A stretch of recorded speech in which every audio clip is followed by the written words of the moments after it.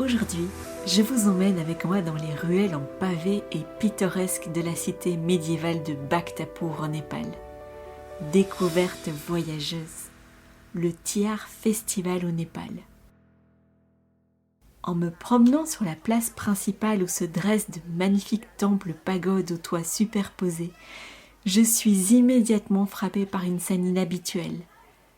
Partout, de petites coupelles remplies de viande et de graines sont disposées autour des palais somptueux de la ville. Les oiseaux, et plus particulièrement les corbeaux, semblent être les hôtes d'honneur de cette journée. Ce geste attentionné n'est pas anodin. Nous sommes en plein cœur du festival Tihar, une célébration qui dure 5 jours, aussi connue sous le nom de Festival des Lumières. C'est la fin du mois d'octobre et les façades des maisons sont ornées de guirlandes lumineuses, créant une atmosphère féerique et joyeuse dans toute la ville. L'air est rempli de l'odeur des fleurs et de l'encens, et les rires des enfants résonnent partout. Le festival Tihar est l'un des plus grands festivals au Népal. Il honore Yama, le dieu de la mort, ainsi que Lakshmi, la déesse hindoue de la prospérité. Pendant ces jours de festivités, les familles népalaises se lancent dans un véritable marathon de nettoyage et de décoration de leur maison, espérant que la déesse Lakshmi choisira la plus belle d'entre elles pour y entrer.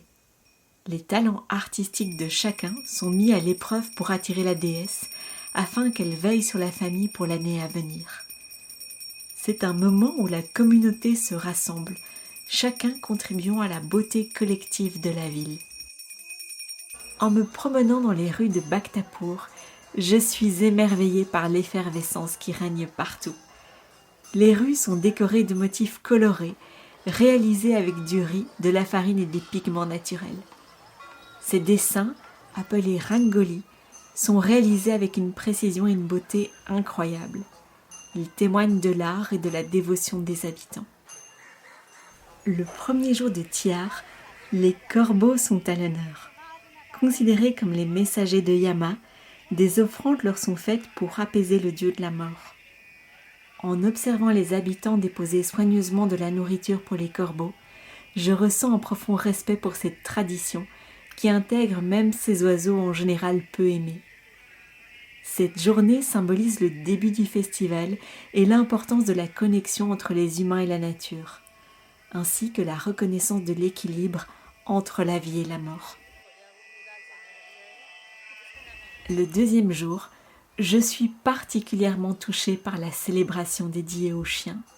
En marchant, je croise un magnifique chien noir portant un collier de fleurs oranges. Il a une tika rouge sur le front, qui symbolise la spiritualité et la bonne fortune lors de cérémonies et festivités hindoues. Devant lui, un festin a été déposé. C'est une manière de remercier ces animaux pour leur loyauté et leur protection. Les chiens, si souvent négligés dans ces pays d'Asie, sont ce jour-là au centre de toutes les attentions. Le troisième jour du festival est le plus important. Aujourd'hui, les vaches considérées comme sacrées dans la culture hindoue sont honorées pour leur symbole de fertilité et d'abondance. Ensuite, en soirée, des groupes de jeunes filles en habits traditionnels chantent en l'honneur de la déesse en échange de quelques roupies népalaises.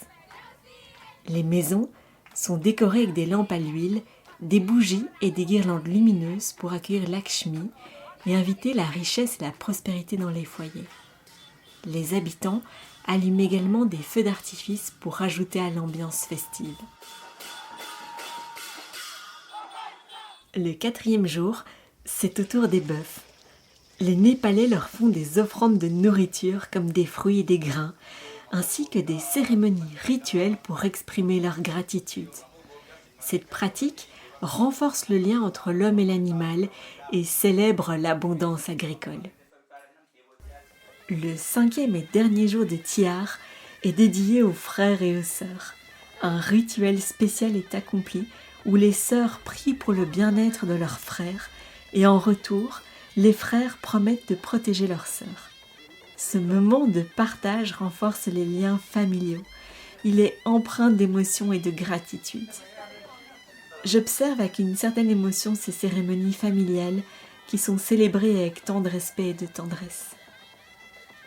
Durant ces 5 jours, le festival de Tihar transforme le quotidien en une série de moments sacrés.